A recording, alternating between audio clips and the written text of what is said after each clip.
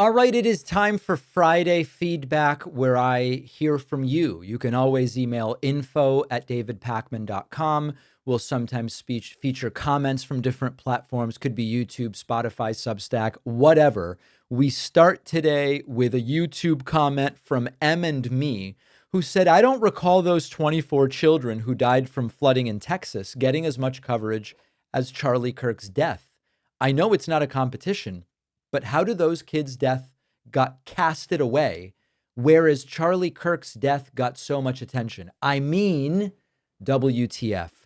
Yeah, listen, we spoke about this the day after Charlie Kirk's killing, which was not just in general, other people are killed. Yesterday, the day of Charlie Kirk's death, there was a shooting at a school in Colorado, and it got a fraction of the attention.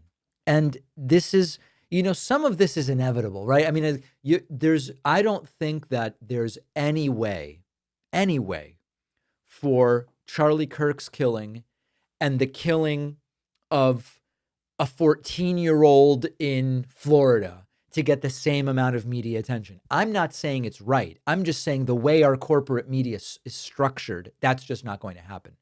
But what I do think is of critical importance is that when we hear of a big story like this, the opportunity for me to remind everybody of how widespread this sort of violence is to say, think about everything surrounding Charlie Kirk's death.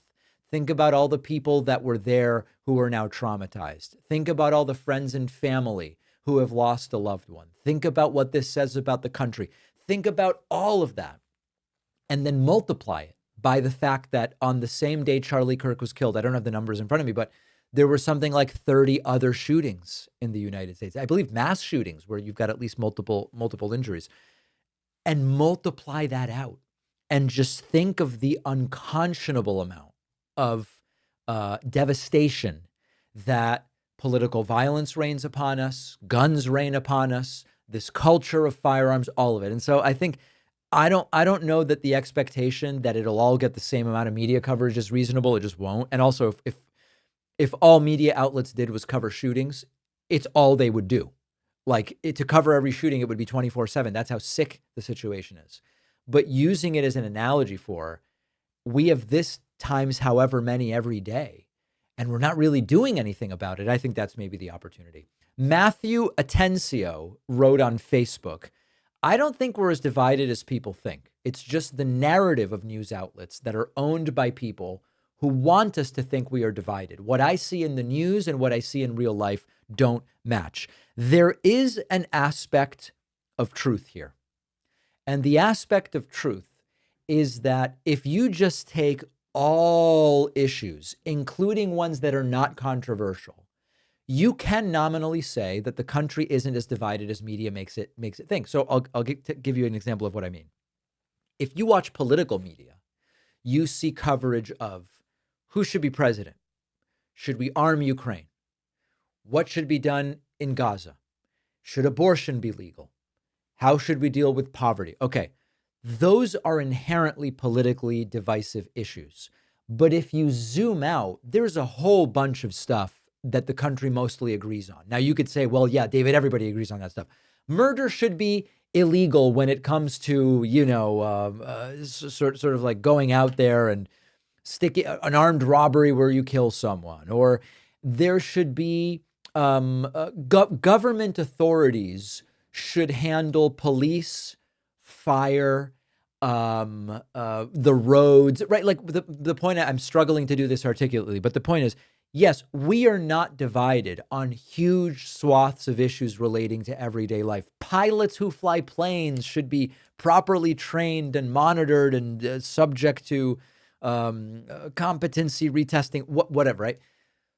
However, that stuff doesn't get media coverage because everybody agrees on it. So I believe the takeaway is twofold.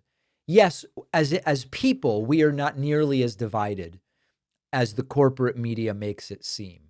And also, some of these divisions that we do notice from watching the news are highly relevant and salient to our everyday lives. And so they aren't any less important to figure out. From the subreddit, Friendly Drummers said, I think Tyler Robinson is the shooter. I don't think it could be anyone else. I've seen plenty of people say no 22-year-old texts like that. This text is fake. I can assure you some kids are weird, terminally online kids especially. And it seems as simple as this. Tyler used a gun. It matches with the gun of his grandfather. The grandfather recognized the gun on TV, knew it was missing, and that was when Tyler confessed to his dad. Because Tyler knew, his family knew, the gun was missing. I mean, the FBI can't just fake all of that. I understand not trusting the FBI, but we can't just deny something just because it's inconvenient. The truth is the truth. Yeah, listen, I mean, even the video we looked at last week of, oh, Charlie Kirk got shot from the back. Like, it seemed obvious that that was not the case looking at the video. I think that there are a lot of sociocultural and psychological reasons why people start kind of, I would even say, fixating or obsessing over some of these alternatives, conspiracy theories, we might call them. But I believe all the evidence points to Tyler having just done it. He's, of course, alleged to have done it at this point in time. And sometimes it's nice to see someone just go, listen, guys, I think it just is what it is. Deborah Moore wrote on Spotify, America is in decline. The great experiment is done. Average person just doesn't give a shit. Ignorance, laziness, entitlement, greed are too widespread and has a strong hold on the majority. I really wish I was able to relocate to another country. More people than ever who I know personally are relocating to other countries. I don't mean they're thinking about it. I don't mean they Googled it. I don't mean they said to their spouse, maybe someday we would consider this. I know more people than ever personally who are leaving or have already left the United States. And it's a number of countries that they have gone to. Canada, Spain, Denmark, UK, Uruguay. Trying to think of others. As to whether the great experiment of America is done. I always hesitate to make these broad declarations. You sometimes hear from people, America's so powerful, it will never fall. And others say, every empire has fallen. And my view is kind of like, listen, things are different in 2025 than they used to be. I don't know that any of these rules of thumb are necessarily predictive in terms of what's going to happen. But what I can tell you is the following. I hope that we can survive 3.5 more years of this insanity. But if we were to get another version of Trump in 2028, I would start to worry about the survival of this country. Nerpy Scunfo on Spotify says, of course Democrats aren't trusted. Fox and right-wing media smear the Dems 24/7. Republicans lie constantly and place blame on everyone but themselves. Kamala had a fantastic economic plan she made available online and talked about every debate and interview. The media held her to an impossible standard. Trump had nothing, no plan, just tariff. And people fell for his nonsense and fear.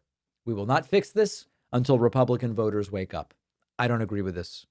I think that a lot of the facts here are true, but that the overall conclusion is wrong. Saying Democrats are merely bystanders and Democrats will never be trusted until Fox News says it's okay to trust Democrats, wrong.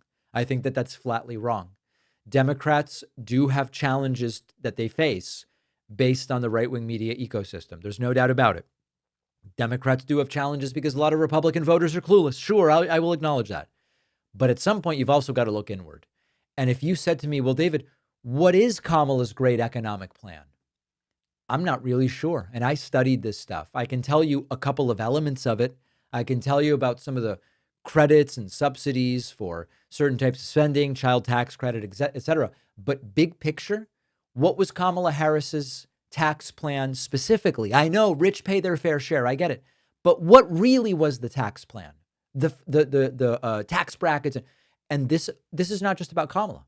This applies to a lot of candidates. And sometimes they just tell me, David, I wouldn't be specific about that stuff because I'm sort of short-circuiting my own ability to later negotiate if I say too much now. All right. Well, listen, I think that there is a lot to point to in this country as a result of education's a mess. This leads to, these people who can't think critically. They fall for Republican ideas. I'm with you. But you've also got to consider Democrats in all of this. Absolving Democrats of blame doesn't make a lot of sense to me. Corey Clark says on Substack, "Hi, David. I actually thought I was a paid subscriber, but I was not, but I am now. Your podcasts are definitely one of my favorites. You're obviously very knowledgeable in many diverse ways, and I like that. I'm 64 and have never felt so uneasy and scared about what our country is turning into." You know, I appreciate this message, Corey. We are building or trying to build more than just a podcast here. We're really trying to build a movement, and the movement includes other shows, and it includes you as well. So it's not just the progressive media ecosystem, it's the progressive media ecosystem plus our audience. Corey says he's 64. "I recently got a message from an 87-year-old grandmother who is a member. I recently got a message from a 13-year-old whose parents got him a membership. 13, 87, and everything in between. We might have some members older than 87 as well. I don't know. This is a movement that I believe should welcome people regardless of any background, age, personally, identity, characteristics of any kind. But we've got to all build it together. And Corey, thank you for helping to do that. I really do appreciate it. Jeff Stram says on YouTube, "Thanks for another fine report, David. I appreciate your videos for many reasons, especially the fact that you create 5-minute videos to relate 5 minutes of information. Too many news channels are giving us 5 minutes of content in a 20-minute video." You know what's funny about this? One of the reasons that I'm not really like a streamer, you know, these streamers who do 3, 4, 8, 12-hour streams. I don't want to keep you here as long as possible and turn 5 minutes of substance into 20 minutes. I want to give you as much useful stuff in 5 minutes as I can. And if I could put 8 minutes of stuff into 5, that my goal is, people are busy. There's a lot of stuff out there. I'm respectful of your time. We are going to keep the show as jam-packed as possible as we can. Adriana, okay, on YouTube, says, "I enjoy your podcast, David, but don't think that the current administration will not come for any progressive platform. He'll come for you, Ben Meiselas, Brian Tyler Cohen, Mark Elias, Adam Mockler, Glenn Kirshner, and more. Just don't capitulate. Stand firm. Your voice and views are necessary." I really appreciate that. We are planning to be here. We are planning to stand firm. I know Ben, Brian, Mark, Adam, and Glenn are planning on the exact same thing. I want to say thank you to everybody who took advantage of our membership drive special on Tuesday that we did. The biggest discount we've offered on membership in years. If you missed that and want to take advantage of it, just email info@davidpakman.com and say, "David, please give me that coupon code. I missed the special," and I will gladly do it. We've got a great bonus show for you today. Oh, the bonus show where you want to make money. Everybody else that makes money to fund themselves is bad. Yes. I hope you have a great weekend, and I'll be back with you next week.